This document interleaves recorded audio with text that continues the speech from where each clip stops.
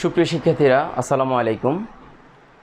পরিবেশ রসায়নের সলভ ক্লাসে তোমাদেরকে স্বাগতম। গত ক্লাসে আমরা মোটামুটি সব কিছুই আলোচনা করেছিলাম। তারপরও যদি কোনো সমস্যা থাকে আমাকে অবশ্যই জানাবা। তো আজকে আমরা যে পরীক্ষাটা লাস্ট নিয়েছিলাম সেই পরীক্ষাগুলোর সলিউশনটা আমি এখন দেব এবং বিভিন্ন মেডিকেলে যে কোশ্চেনগুলো আসছে সেই কোশ্চেনগুলো আমি আলোচনা করব এবং ক্রিটিক্যাল যে অবজেক্টিভগুলো রয়েছে সেই অবজেক্টিভগুলো আমি আলোচনা করব। তো আসলে আজকে আমাদের তৃতীয় অধ্যায় শুরু করার কথা ছিল, কিন্তু আমি চিন্তা করলাম যে না, এই অধ্যায়টা আরেকটু ভালোভাবে আমরা আলোচনা করি। আমরা ইনশাআল্লাহ নেক্সট ক্লাস থেকে পরিমাণগত রসায়নটা আলোচনা করব। আর এই পরিমাণগত রসায়নটা যদি ভালো করে আমরা বুঝতে পারি তাহলে কিন্তু ওই যে পানির যে ডিও নির্ণয়টা সেটাও আমরা আরও ভালো করে ক্লিয়ার হয়ে যেতে পারবো ইনশাআল্লাহ। ঠিক আছে? তো তাহলে আমরা আজকে পরিবেশ রসায়নের এই যে সলভ ক্লাসে আমরা চলে যাচ্ছি। তো গত পরীক্ষায় তোমরা অনেকেই ভুল করেছো, আমি দেখলাম তোমরা অনেকেই ফুল মার্কস পাও নাই।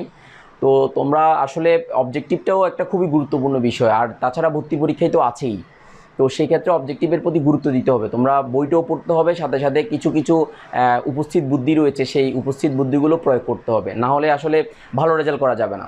তো তাহলে আমরা গত ক্লাসের পরীক্ষার প্রশ্নে চলে যাই। খেয়াল করো, প্রশ্নটা আমি একে একে সবগুলো সলভ করে দেবো, তাহলে তোমাদের জন্য বিষয়টা সহজ হবে। যে কোনটি পরম শূন্য তাপমাত্রা, খেয়াল করো, পরম শূন্য তাপমাত্রা। তাহলে পরম শূন্য তাপমাত্রা বলতে কি বোঝায় খেয়াল করো, যে তাপমাত্রায় চার্লসের সূত্র মতে কোনো গ্যাসের আয়তন তাত্ত্বিকভাবে শূন্য হয় তাকে পরম শূন্য তাপমাত্রা বলা হয়। ঠিক আছে? তো সেক্ষেত্রে আমরা জানি যে এই কোন তাপমাত্রা, খেয়াল করো, এটা অনেকেই ভুল করে।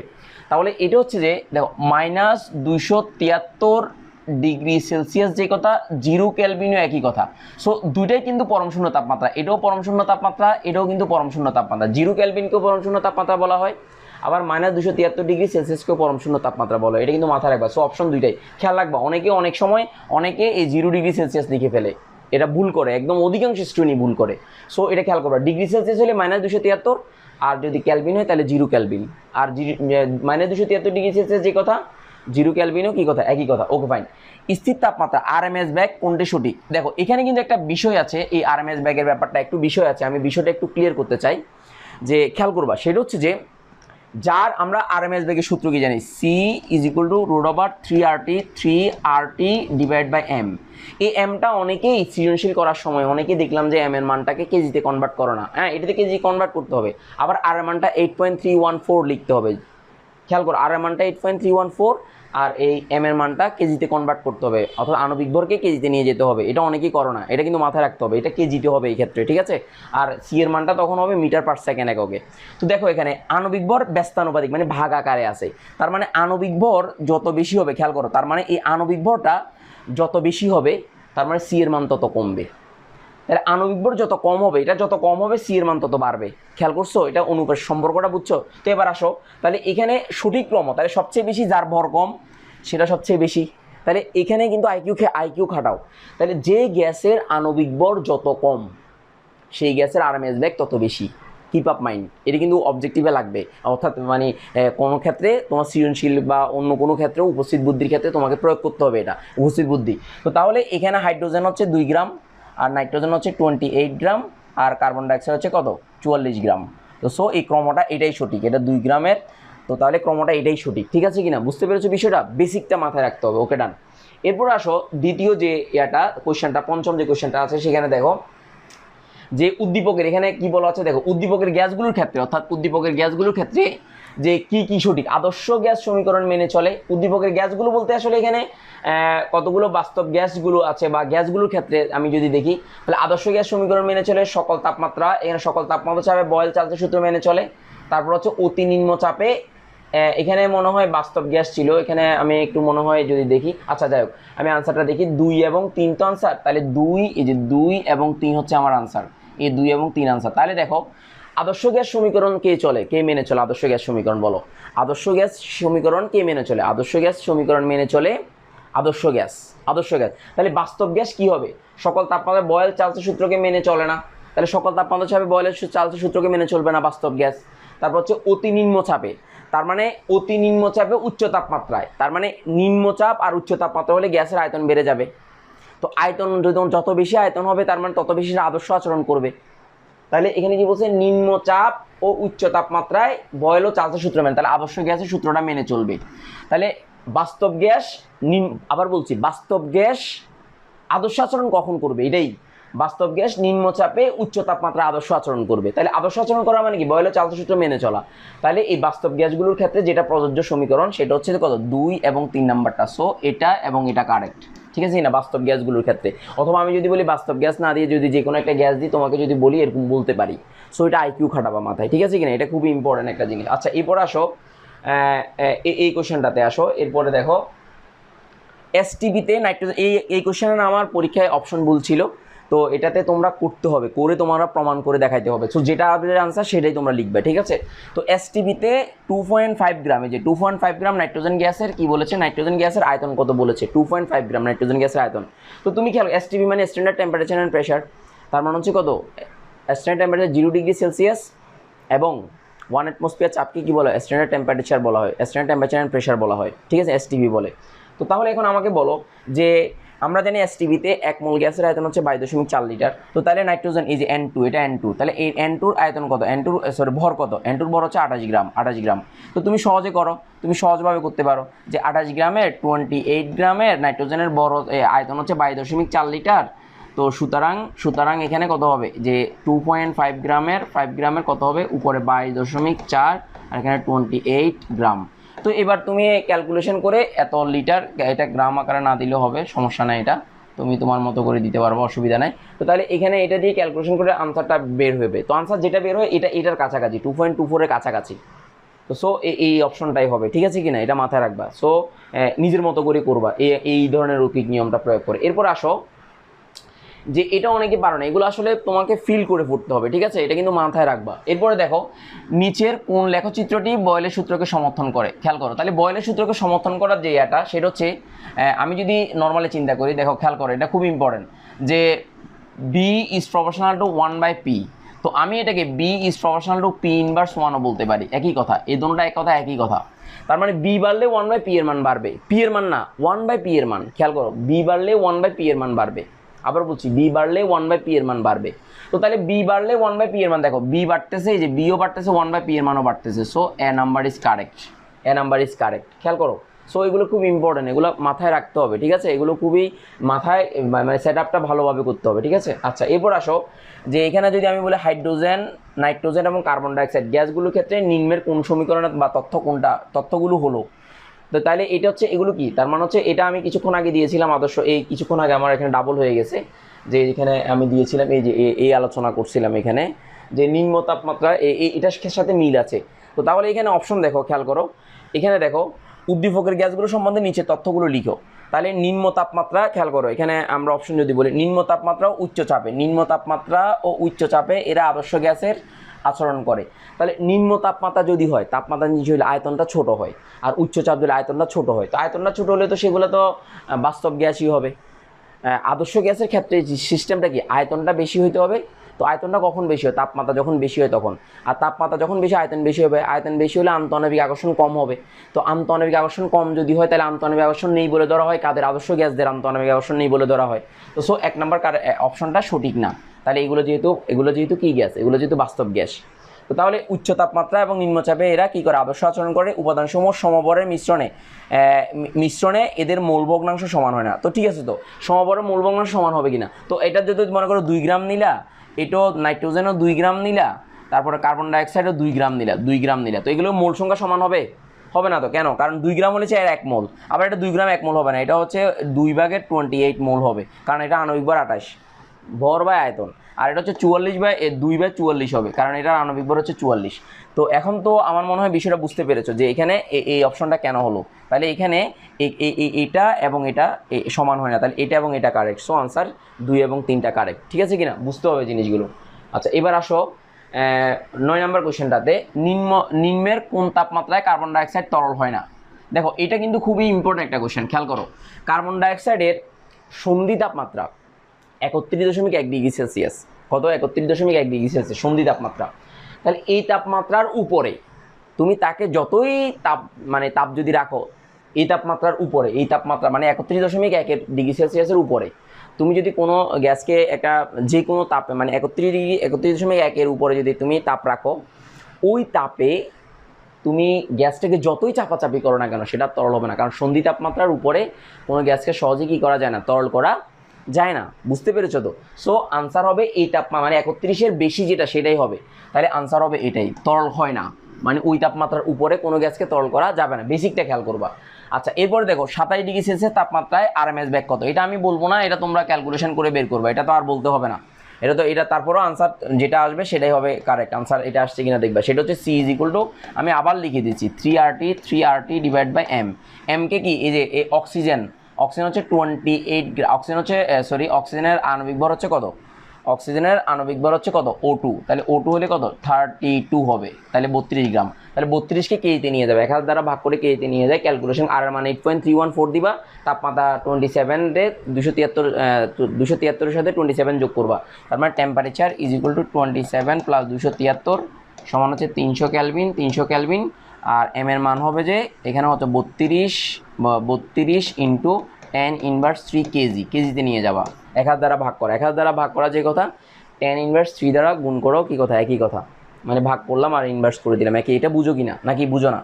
দেখো এই 1000 নিচে থাকা যে কথা 1/1000 যে কথা, 10⁻³ কি কথা, একই কথা। তো 1000 দ্বারা ভাগ করা যে কথা 10⁻³ লিখো কি কথা, একই কথা। এগুলো বুঝতে হবে, ফিল করে পড়তে হবে, ঠিক আছে?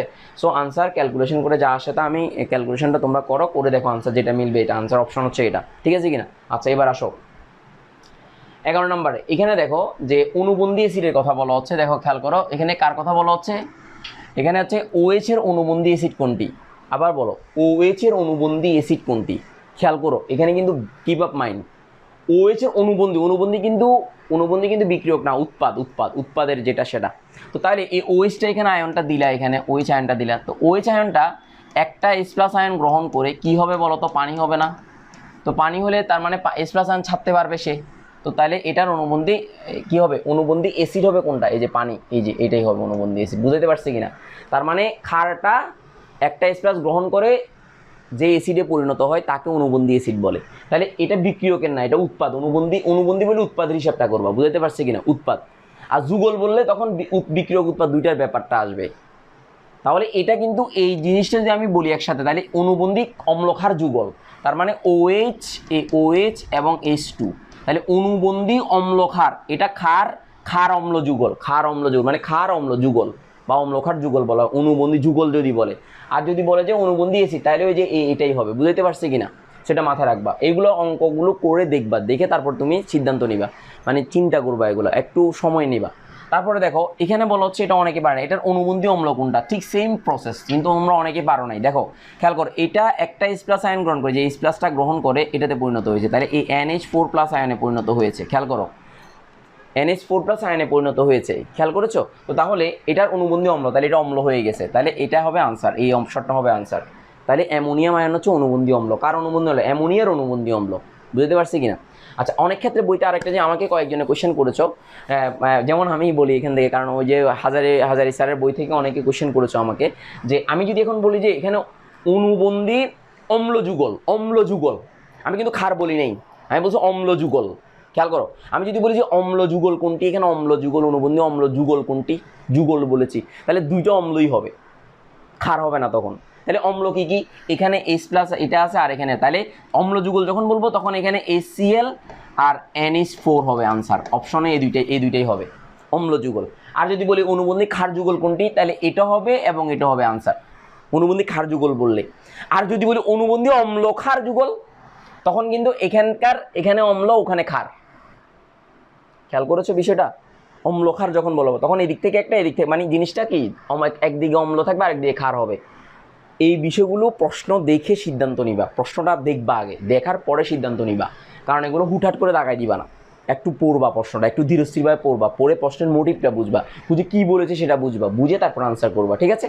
তো তাহলে এখানে আনসার হবে এটা। এরপরে দেখো 13 নম্বর কোশ্চেনটাতে আসো, দেখো নিচের কোনটি দুর্বল অনুবন্ধী ক্ষারক? দুর্বল, আমি বারবার বলেছি তীব্র অ্যাসিডের অনুবন্ধী ক্ষারকটা দুর্বল হয়। তাহলে আমি এটার অ্যাসিডগুলো লিখি, এটার অ্যাসিড হচ্ছে H2CO3 কার্বনিক অ্যাসিড, তারপর হচ্ছে এটা হচ্ছে H2SO4 আমি লিখলাম, এটা হচ্ছে নাইট্রিক অ্যাসিড আমি লিখলাম, HNO3 লিখলাম, আর এখানে HClO4 লিখলাম। তোমাদেরকে আমি পড়ানোর সময় পড়িয়েছি তীব্র মানে অ্যাসিডের যে শক্তিমাত্রাটা, এটা হচ্ছে অক্সো অ্যাসিড, মানে অক্সিজেনওয়ালা অ্যাসিড। তো এই অক্সো অ্যাসিডের শক্তিমাত্রাতে যে বিষয়টা ইম্পর্টেন্ট, সেটা কি তোমরা নিশ্চয়ই জানো, সেটা কি মনে আছে? ভুলে গেছো? দেখো কেন্দ্রীয় মূলের জারণ সংখ্যা, যার কেন্দ্রীয় মূলের জারণ সংখ্যা, এটা কেন্দ্রীয় মূলের জারণ সংখ্যা হচ্ছে +7, এটা কেন্দ্রীয় মূলের জারণ সংখ্যা হচ্ছে +5, এটা কেন্দ্রীয় মূলের জারণ সংখ্যা +6, আর এটা কেন্দ্রীয় মূলের জারণ সংখ্যা কত 3 দুগুণে 6, এখানে হচ্ছে 3 দুগুণে 6, 6 থেকে 2 গেলে তাহলে +4। দেখো কেন্দ্রীয় মূলের জারণ সংখ্যা +4, রাইট? দেখেছো? তো বলো কেন্দ্রীয় মূলের জারণ সংখ্যা তার সবচেয়ে বেশি কোনটা? এই যে পারক্লোরিক অ্যাসিড, এটার নাম পারক্লোরিক অ্যাসিড। তাহলে এই পারক্লোরিক অ্যাসিড হচ্ছে শক্তিশালী অ্যাসিড। তাহলে এই শক্তিশালী অ্যাসিডের যে ক্ষারকটা, তাহলে এটা যখন H+ আয়নটা দান করে ফেলবে তখন এটা কি হবে বলো? ClO4 আয়ন হবে, রাইট? এই আয়নটা হবে। তো তাহলে এই আয়নটাই হবে দুর্বল হবে সবচেয়ে। তো সো আনসার ইজ এটা কারেক্ট। আমি কি বিষয়টা বলতে পারছি যে দুর্বল ক্ষারক কোনটি? মাথায় ঢুকছে কিনা বিষয়টা? একদম সিদ্ধান্ত নিবে খুবই ঠান্ডা মাথায়, কারণ এগুলো তোমার খুবই গুরুত্বপূর্ণ বিষয়গুলো, ঠিক আছে? যদি কোনো ধরনের কনফিউশন থাকে আমাকে তো কোশ্চেন করবাই, তো এগুলো মাথায় রাখবা। আচ্ছা এরপর আসো 14 লুইসের অ্যাসিড কোনটি? লুইসের অ্যাসিড কোনটি? তাহলে তো খেয়াল করো লুইসের অ্যাসিড তো এটা কতবার পড়িয়েছি, আবার বলতে হবে। দেখো লুইসের অ্যাসিড এখানে অ্যালুমিনিয়াম ক্লোরাইড, এই যে অ্যালুমিনিয়াম ক্লোরাইড, এটা লুইসের। কেন লুইসের অ্যাসিডটা কারা? যারা এক জোড়া, দেখো অ্যালুমিনিয়ামের এখানে ক্লোরিন, এখানে ক্লোরিন, এখানে ক্লোরিন। তাহলে আমি যদি এখন খেয়াল করো এখানে 2টি ইলেকট্রন, এখানে 2টি অ্যালুমিনিয়ামের, তাহলে সর্ববহিষ্ঠ স্তরে অ্যালুমিনিয়াম চারপাশে কি আছে বলো? 6টা ইলেকট্রন রয়েছে, রাইট? অষ্ট কি পূর্ণ হয়েছে? অষ্ট পূর্ণ হয়নি। তো তাহলে এই অ্যালুমিনিয়ামটা এক জোড়া মুক্ত জোড় ইলেকট্রন গ্রহণ করতে পারবে। তাহলে যে যৌগ বা আয়ন এক জোড়া মুক্ত জোড় ইলেকট্রন গ্রহণ করে তাকে কি লুইসের অ্যাসিড বলে, মনে আছে কিনা? তাকে লুইসের অ্যাসিড বলে, লুইসের মতবাদ অনুসারে। তো তাহলে এখানে এই অ্যালুমিনিয়াম ক্লোরাইডটা, এই যে এটার কারণে যে অ্যালুমিনিয়াম ক্লোরাইডটা ক্লোরাইড আয়নের সাথে, যে ক্লোরাইড আয়নের সাথে গঠন করে এই যে টেট্রাক্লোরো অ্যালুমিনেট তৈরি করতে পারে, যে টেট্রাক্লোরো অ্যালুমিনেট আয়ন তৈরি করতে পারে। তার মানে এই মুক্ত জোড় ইলেকট্রন থাকার কারণে এটার সাথে এখানে যুক্ত হবে, এখানে যুক্ত ফলে এই টেট্রাক্লোরো অ্যালুমিনেট তৈরি করবে, এই কারণে এটাকে লুইসের অ্যাসিড বলে। তার মানে লুইসের অ্যাসিডের ক্ষেত্রে মাথায় রাখবা যে সমস্ত যৌগের ক্ষেত্রে অষ্টক অপূর্ণ আছে তারা সাধারণত লুইসের অ্যাসিড হয়। তদ্রূপভাবে BF3 এটাও লুইসের অ্যাসিড, এটাও লুইসের অ্যাসিড। গত ক্লাসে আমি এর আগের ক্লাসগুলোতে আমি আলোচনা করেছি। যাদের এই টপিকে সমস্যা আছে আমার ওই লেকচারটা আবার দেখে নিবা, ঠিক আছে? যাতে করে কনফিউশনটা দূর হয়। অ্যামোনিয়া ক্ষার, পানীয় ক্ষার, পানিতেও মুক্তজোড় ইলেকট্রন আছে, পানীয় ক্ষার। ক্লোরিনেও মুক্তজোড়, ক্লোরাইড আয়ন, ক্লোরিনেও মুক্তজোড় ইলেকট্রন আছে, এগুলো ক্ষার। এগুলো যাদের মুক্তজোড় ইলেকট্রন আছে তারা দিতে পারে। তো দিতে পারলে ক্ষারীয়, আর গ্রহণ করতে পারলে সেটা হচ্ছে অম্লীয়। তো সো এখানে অম্ল হচ্ছে কোনটি? Aluminium chloride. মনে থাকবে আশা করি মনে থাকবে। আচ্ছা এরপর আসো সুপ্রিয় শিক্ষার্থীরা, আসসালামু আলাইকুম। কারেন্ট চলে যাওয়ার কারণে আমি আবার ল্যাপটপে বসলাম যাতে করে তোমাদের জন্য আরও বিষয়গুলো অনেক সহজ হয়ে যায়, ঠিক আছে? তো তাহলে 15 নাম্বার আমরা 14 পর্যন্ত করিয়েছিলাম বোর্ডে, স্মার্ট বোর্ডে। এখন আমরা 15 থেকে শুরু করতেছি ইনশাল্লাহ। তাহলে দেখো 15 নাম্বার যে কোয়েশ্চেনটা আছে সেই কোয়েশ্চেনটা হচ্ছে এরকম অনেকটা, যে 18 ডিগ্রি সেলসিয়াস তাপমাত্রায় 0.1 অ্যাটমসফিয়ার চাপে কোনো গ্যাসের ঘনত্ব যদি এত হয়, কোনো গ্যাসের ঘনত্ব, তাহলে গ্যাসের আণবিক ভর কত বের করো। তাহলে দেখো এখানে একটা জিনিস খেয়াল করো, 2.25 গ্রাম পার লিটার। এটা দ্বারা কি বোঝায়? তার মানে হচ্ছে এটা দ্বারা বোঝায় হচ্ছে যে এখানে 1 লিটার আয়তন আছে আর এটার ভর হচ্ছে যে কত? 2.25 গ্রাম। এই বিষয়টা মাথায় রাখতে হবে। তার মানে ঘনত্ব দেওয়া থাকা মানে দুইটা জিনিস একসাথে দেওয়া থাকা। 1 লিটারের ভর হচ্ছে এত গ্রাম, ঠিক আছে? তো তাহলে এটা আণবিক ভর কত সেটা বের করতে বলেছে, ঠিক আছে? তো এখন খুব সোজাভাবে তুমি করতে পারো। দেখো ডব্লিউ এর মান দেওয়া আছে, এটা হচ্ছে ডব্লিউ, এটা হচ্ছে ভি এর মান দেওয়া আছে, তারপর এটা হচ্ছে পি এর মান দেওয়া আছে, এটা হচ্ছে তাপমাত্রা টি এর মান দেওয়া আছে। তো তাহলে তুমি সহজভাবে বের করতে পারো PV is equal to W by M R T. তো এবার তুমি এম এর মানটা সহজে বের করতে পারো। তাহলে M is equal to W R T by PV, W R T by PV, ঠিক আছে? পিবি এখানে করতে পারো। তো তাহলে এখন ক্যালকুলেশন তোমরা করে দেখো, ক্যালকুলেশনটা করলে এই মানটা আসবে, ঠিক আছে? অর্থাৎ এত গ্রাম পার মোল আসবে আনসার। সো আনসার হবে এটা।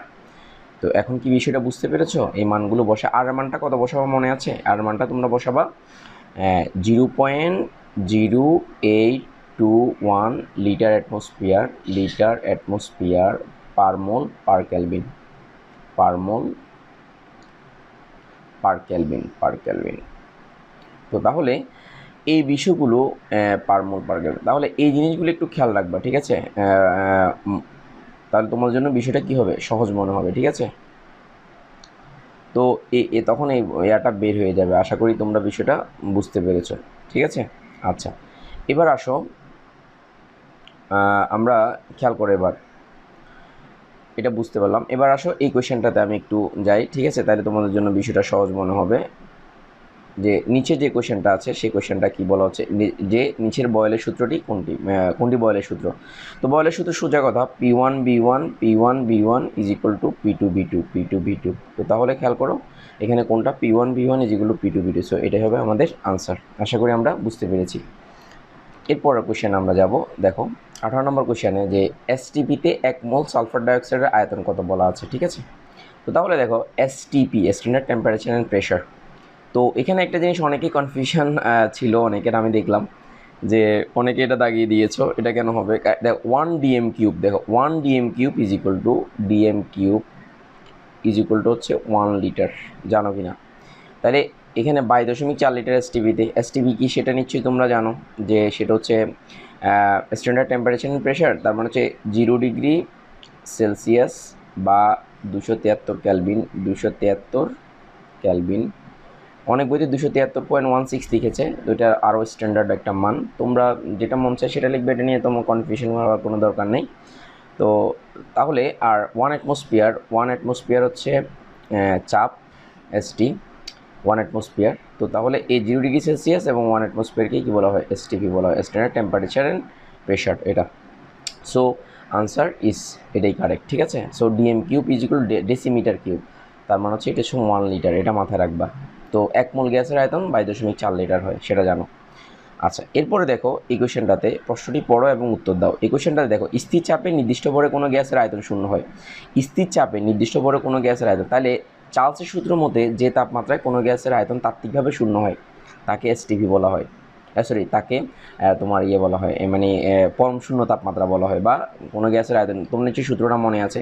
তো সূত্রটা হচ্ছে যে দেখো যে কোনো গ্যাসের যে একটা নির্দিষ্ট তাপমাত্রায় যে তোমার বিটি তাপমাত্রায় যদি ওই গ্যাসের আয়তনটা শূন্য হয়, তাহলে দেখো যে 0 ডিগ্রি সেলসিয়াস তাপমাত্রায় তার আয়তন এবং এটার সাথে 1/200, তার মানে হচ্ছে T/273 হারে সেটা বাড়বে ওই আদি আয়তনের। তাহলে এখানে আদি আয়তনটা যদি আমি এখানে এটা যোগ করি, আদি আয়তনের এত হারে বাড়বে। তাহলে এই অপশনটাকে এখানে এই যে লাস্টে যে অপশনটা আছে, এই অপশনটাকে কি বলা হয়, লাস্টে যে অপশনটা আছে দেখো খেয়াল করো, এই লাস্টের এই অপশনটাকে এটাকে কি বলা হয়, মানে তোমরা মনে আছে কিনা জানি না যে পদার্থবিজ্ঞানে পড়েছো আয়তন প্রসারণ সহগ, দৈর্ঘ্য প্রসারণ সহগ। তাহলে এই যে এইটা হচ্ছে তার আদি আয়তন, আর এটা হচ্ছে তার বৃদ্ধিটা কতটুকু পাচ্ছে। তাহলে আদি আয়তনে T/, এত হারে বৃদ্ধি পায়, মানে যত ডিগ্রি বাড়াবা তত ডিগ্রি বাড়বে। যদি তাপমাত্রা কমাও তাহলে কমবে, মানে এখানে মাইনাস সাইন হবে। তাপমাত্রা যদি কমাও কমবে, আর যদি বাড়াও তাহলে বাড়বে। তো এটা হচ্ছে যে কার সূত্র, চার্লসের সূত্র। আমি নিশ্চয়ই বুঝিয়েছিলাম, মনে আছে কিনা জানি না। এগুলো আসলে বেসিকটা ভালো থাকতে হবে, কারণ বেসিক যদি ভালো না থাকে তাহলে তুমি আসলে আনসার এমনি মুখস্থ করতে পারবা, কিন্তু আসলে বেসিকটা খুবই দরকার। আমি এই কারণে এগুলো করাচ্ছি। আমি বারবার বলছি তোমাদেরকে, তোমরা বেসিকটা স্ট্রং করো। ভর্তি পরীক্ষা হতে শুরু করে সব জায়গায় তোমাদেরকে কেউ রুখতে পারবে না, কিন্তু বেসিকটা স্ট্রং না করে তুমি যদি মুখস্থ করো তাহলে সেটার একটা সীমাবদ্ধতা আছে, এটা মাথায় রাখবা, ঠিক আছে। বারবার বলছি জিনিসগুলো। তো তাহলে খেয়াল করো এখানে যে বিনোটটা আছে, তো তাহলে এখানে আমি যদি এটাকে লিখি, এটা হচ্ছে তাহলে এটা হচ্ছে আয়তন প্রতিসারাঙ্ক বলা যায়। আয়তন মানে প্রসারাঙ্ক বলা যায়, প্রতিসারাঙ্ক না প্রসারাঙ্ক বলা যায় আয়তন। এই অংশটাকে, এটা একটা অবজেক্টিভে আছে, আমি দেখাবো আজকে। এই অংশটাও একটা অবজেক্টিভে আসছে। তো তাহলে এখানে যদি তুমি তাপমাত্রাটা বিনোটটা যদি কমন নাও, তাহলে সেক্ষেত্রে তোমার কত আসছে 273। আর এখানে হচ্ছে এটা, তাহলে এখানে 200, এখানে দেখো এখানে কত হচ্ছে, এখানে হচ্ছে 273, এখানে 273 আসবে, প্লাস এখানে কত আসবে, টি আসবে। তো খুব সোজা ভাষায় তুমি এখানে যদি টি এর মান যদি -273 করো, মানে -273 করো, তাহলে B0, আর এখানে 273, আর এখানে হচ্ছে 273 -273। তাহলে দেখো এই দেখো খেয়াল করো, মানে তাহলে এটার মান হচ্ছে 0 হয়ে যাচ্ছে, ঠিক আছে। পুরো ক্যালকুলেশন গুণফলটা 0 হয়ে যাচ্ছে। তো তাহলে আমরা এখানে কি শিখলাম, আমরা এখানে যেটা শিখলাম সেটা হচ্ছে যে এখানে যদি আমি সোজা ভাষায় আমরা যদি যেটা শিখলাম সেটা হচ্ছে যে এখানে এই তাপমাত্রা যদি কত 273 ডিগ্রি সেলসিয়াস হয়, তাহলে আমাদের আয়তনটা শূন্য হচ্ছে। এই যে তাহলে এখানে তাহলে বিটি মানে কি B-273 ডিগ্রি সেলসিয়াস যদি হয় তাহলে আয়তনটা শূন্য হয়ে যাচ্ছে। তাহলে 273 ডিগ্রি সেলসিয়াস যে কথা, -273 ডিগ্রি সেলসিয়াস যে কথা, 0 ক্যালভিন একই কথা, 0 ক্যালভিন। তাহলে -273 ডিগ্রি সেলসিয়াস যেই কথা, তাহলে 0 ক্যালভিনও কী কথা, একই কথা, কিছুক্ষণ আগে বলেছিলাম। তো so answer is -273 degree Celsius. এবং হচ্ছে 0 Kelvin. So 2 and 3 correct. 2 and 3 কোনটা? অপশন এটা কারেক্ট। সো এটা হচ্ছে কারেক্ট। বেসিকটা বিষয় বুঝতে পেরেছো? না বুঝলে আমাকে জানাবা, ঠিক আছে? ওকে, আশা করি বুঝতে পেরেছো। এরপর আসো 20 নাম্বারে। এটা তো বলেছিলাম, অনেকবার বলেছিলাম, আদর্শ গ্যাসের ক্ষেত্রে এটা যেগুলো 0 ধরা হয়, ঠিক আছে? সো এটা is correct. Del E by del B, মানে এটা এই তাপমাত্রায় মানে এখানে কোনো শক্তি থাকবে না, অভ্যন্তরীণ শক্তি থাকবে না। তো অভ্যন্তরীণ শক্তি না থাকলে তাহলে সেটাকে আমরা 0 বলতেছি। সো আন্তঃআণবিক আকর্ষণ বিদ্যমান না, আদর্শ গ্যাসে আন্তঃআণবিক আকর্ষণ থাকে না। বলছিলাম, বারবার বলছিলাম, আদর্শ গ্যাসে আন্তঃআণবিক আকর্ষণ নেই বলে ধরা হয়। মনে আছে কিনা জানি না, তারপর আবার মনে করার চেষ্টা করো। কি আদর্শ গ্যাসে আন্তঃআণবিক আকর্ষণ নেই বলে ধরা হয়। আর পিভি সমান এনআরটি, এটাও correct. So 1 and 3 correct. So এটা হচ্ছে কারেক্ট। আশা করি বুঝতে পেরেছো। তো পিভি সমান এনআরটি আদর্শ গ্যাসের সমীকরণ, সেই কারণে দুইটাই কারেক্ট। আচ্ছা, এরপর আসো সমবরের মিথেন সমবরে। এইখানে এই কোয়েশ্চেনটাতে আমার এখানে একটা ছিল, এখানে আমি হাইড্রোজেনের আংশিক চাপ কত হবে এটা একটু বলা দরকার ছিল। আনসার এসে কারেক্ট, আমি মনে হয় এটা আনসার দিয়েছিলাম। সো এটা কারেক্ট হবে না, এটা কারেক্ট হবে না। তো এটা যদি সম আয়তনের হইতো তাহলে কিন্তু এটা কারেক্ট ছিল। সম আয়তনের যদি হইতো, দুইটা সম আয়তনের যদি দিতাম, সম আয়তনের দিলে আমরা জানি এসটিভিতে 1 মোল মানে 1 মোল গ্যাসের আয়তন হচ্ছে 22.4 লিটার, সমান সমান ছিল। তাহলে সেক্ষেত্রে যে কোনো একটা ছিল হাফ হইতো সম আয়তনের যদি দিতাম। এখানে সম আয়তনের যদি দিতাম তাহলে এটাই কারেক্ট ছিল, কারণ দুইটা অর্ধেক অর্ধেক হইতো। এটারও 1 মোলের আয়তন 22.4 লিটার হইতো, এটারও 1 মোলের আয়তন 22.4 লিটার হইতো, ঠিক আছে? তখন সম আয়তন হলে দুইটা 2 মোল হইতো, তখন প্রত্যেকটার হাফ অংশ হইতো এটা। কিন্তু এখানে দেওয়া আছে সমবরের, এখানে কিন্তু সম আয়তনের দেওয়া নেই। আবার বলছি, এখানে কি দেওয়া আছে? সমবরের দেওয়া আছে। তো তাহলে এখানে হাইড্রোজেন গ্যাসেরটা যদি দিই, কারণ এটা বোর্ডে মনে হয় এসেছে কোনো একটা সালে, তো তাহলে এখানে হাইড্রোজেন গ্যাসের ছিল। তোমরা হয়তো বুঝছো কিনা জানি না, এটা অনেকেই বুঝে নাই, আমি এটা একটু ক্লিয়ার করতে চাচ্ছি। তাহলে আংশিক চাপ কত? আমি ধরে নিলাম সমবরে যেহেতু বলেছে, আমি 1 মোলটাই ধরে নিই। তাহলে সেক্ষেত্রে এটা 2 গ্রাম হাইড্রোজেন ধরে নিলাম, 2 গ্রাম হাইড্রোজেন সমান হচ্ছে 2 গ্রাম ধরে নিলাম বোঝার জন্য সহজে। আর মিথেনও ধরে নিলাম 2 গ্রাম, মিথেনও আছে এখানে 2 গ্রাম ধরে নিলাম, 2 গ্রাম ধরে নিলাম, বুঝে নাও। তো তাহলে এটাকে মোলে কনভার্ট করো, তাহলে তোমার জন্য সুবিধা হবে। তাহলে এটা মোলে কনভার্ট করলে এটা হচ্ছে 1 মোল, আর এটা মোলে কনভার্ট করলে তাহলে কত হচ্ছে? উপরে 1, উপরে 2 আর নিচে হচ্ছে 16। কেন 16 বলো তো? কারণ হচ্ছে যে এটা হচ্ছে 16 গ্রাম, এটা 16 গ্রাম, এটা কার্বন 12 আর হাইড্রোজেন হচ্ছে 1, 4 একে 4, তো তাহলে 12 যোগ 4 সমান হচ্ছে 16, বুঝেছো? তো তাহলে এটার মোল সংখ্যা কত হচ্ছে? এটার মোল সংখ্যা হচ্ছে 1/8। তাই টোটাল মোল কত? টোটাল সম্পূর্ণ মোল হচ্ছে আমরা 1 + 1/8। তাহলে ক্যালকুলেশন যদি করি তাহলে এখানে 8 আর এখানে 8 + 1, তাহলে আমার ক্যালকুলেশনটা কত হচ্ছে? উপরে হচ্ছে টোটাল মোল হচ্ছে আমার উপরে 9 আর নিচে 8। তাহলে এটা হচ্ছে সম্পূর্ণ মোল, মানে টোটাল মোল, সম্পূর্ণ মোল হচ্ছে এত। তো তাহলে এবার আমাকে বলো, সম্পূর্ণ মোলের মানটা আমরা পেয়েছি, এবার আমরা কি করব? হাইড্রোজেনের আংশিক চাপ কত বের করব। তাহলে আমরা মানে মূল ভগ্নাংশ চাপের ভগ্নাংশ কত হবে সেটা বলা হচ্ছে। তো আংশিক চাপ ইজিক্যাল মূল ভগ্নাংশ ইন্টু মোট চাপ। তাহলে মূল ভগ্নাংশ জিনিসটা কি? মোট চাপকে 1 ধরে নিলাম। তো তাহলে মূল ভগ্নাংশের সম্পূর্ণ মোল ডিভাইড বাই সংশ্লিষ্ট মোল। তো তাহলে হাইড্রোজেনের ক্ষেত্রে এখানে কী হবে? যে হাইড্রোজেনের আংশিক চাপ যেটা হবে সেটা হচ্ছে, দেখো, সম্পূর্ণ মোল। তাহলে সম্পূর্ণ মোল হচ্ছে যে, খেয়াল করো, সম্পূর্ণ মোল হচ্ছে নিচে 9/8 সম্পূর্ণ মোল, আর সংশ্লিষ্ট মোল হচ্ছে 1, এখানে 1। তাহলে সম্পূর্ণ মোল আর উপর হচ্ছে সংশ্লিষ্ট মোল হাইড্রোজেনের। তাহলে পি অফ হাইড্রোজেন মানে H2। তাহলে নিচে হচ্ছে সম্পূর্ণ মোল আর উপর হচ্ছে এই সংশ্লিষ্ট মোল। তাহলে ইজিক্যাল টু, তাহলে উল্টে গেলে তাহলে কত? 8/9 হবে, এটা উল্টে যাবে, তখন এটা 8/9 হবে। আর মোট চাপ তো আমরা 1 ধরে নিলাম, 1 আমি ধরে নিলাম, 1টা ধরে নিয়েছি এই কারণে যে 1-এর আদর্শ, সেই কারণে ইন্টু মোট চাপ 1। তো তার মানে এটা হবে আমার আংশিক চাপের ভগ্নাংশ হবে, যেহেতু ভগ্নাংশ চাইছে তাহলে 8/9। সো আনসার ইস এটা কারেক্ট। আর যদি বলতো তোমাকে, খেয়াল করো, যদি বলতো ইয়ার ভগ্নাংশ কত, তোমার যদি এখানে তাহলে কত, যদি বলতো তোমাকে মিথেনেরটা কত, তাহলে উপরে মিথেনেরটা হইতো আর নিচে তো সম্পূর্ণটা হইতো, ঠিক আছে কিনা? উপরে মিথেনেরটা হইতো, যদি মিথেনেরটা বলতো, CH4 এরটা বলতো, তাহলে সেক্ষেত্রে উপরে হইতো এখানে মিথেনেরটা ছিল কত? মিথেনের সংশ্লিষ্ট মোল ছিল 1/8, 1/8, আর এখানে হচ্ছে 9/8। তাহলে সেক্ষেত্রে এটা হইতো 1/8 ইন্টু ইন্টু 8/9 তো সমান আনসার হতো 1/9 হইতো, ঠিক আছে। তো সো মিথেনেরটা হচ্ছে কত, টেকনিক খেয়াল করছো এখানে 1/9 অপশনে নাই, খেয়াল করেছো। তো সো আনসার ইস এটা কারেক্ট, খেয়াল করেছো এখানে কিন্তু না দেওয়া থাকলেও টেকনিকটা অ্যাপ্লাই করতে হবে। সো যদি এখানে মিথেনেরটা দেওয়া থাকতো তাহলে এখানে মিথেনেরটা হতো 1/9 হইতো, আর এখানে যেহেতু হাইড্রোজেনেরটায় মানে ধরে নিবা তাহলে এখানে 8/9। তাহলে আমরা আশা করি এই কোশ্চেনের যে সলিউশনটা বুঝেছো, আশা করি। যদি না বুঝে থাকো তাহলে আমাকে জানাবা, ঠিক আছে। তো আমার মনে হয় বুঝতে পেরেছো বিষয়টা। তো কারো যদি কোনো কনফিউশন থাকে তাহলে আমাকে অবশ্যই জানাবা। তাহলে আমরা এরপর কোশ্চেনে যাই। দেখো খেয়াল করো এই কোশ্চেনটা 22 থেকে 24 পর্যন্ত। তো তাহলে একটা জিনিস খেয়াল করো, এখানে কিন্তু আমি অপশনগুলো বলে দেবো, তোমরা খেয়াল করো। 25°C তাপমাত্রায় যে এত চাপ নাইট্রোজেন, এত মিলিমিটার পারদ-চাপ, সিসি মানে হচ্ছে সেন্টিমিটার কিউব, মানে হচ্ছে এটাকে এমএল বলা হয়। সিসি মানে হচ্ছে সেন্টিমিটার কিউব, এটাকে এমএল বলা হয়, মাথায় যাতে থাকে। তারপরে সিসি মানে হচ্ছে সেন্টিমিটার কিউব, তার মানে হচ্ছে এটাকে এমএলও বলা হয়, আবার 1 cm। তাহলে 1 cc ইজ ইকুয়াল টু হচ্ছে 1 cm কিউব, এটাকে বলা হয় 1 mlও বলা হয়, 1 mlও বলা হয়, ঠিক আছে। এটা মাথায় যাতে থাকে। তো তাহলে আমার এখানে কোশ্চেন যেটা সেটা হচ্ছে যে খেয়াল করো, এখানে আমাকে চাইছে শূন্যপাতে মিশালে, তাহলে মিশ্রণের মোট চাপ কত চাইছে।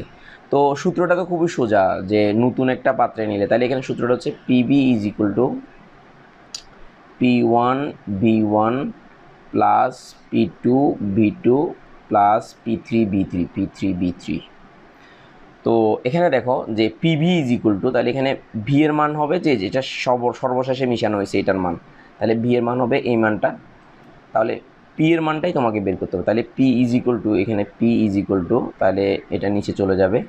তাহলে এখানে P1 B1 plus P2 B2 plus P3 B3 আর নিচে হবে বি।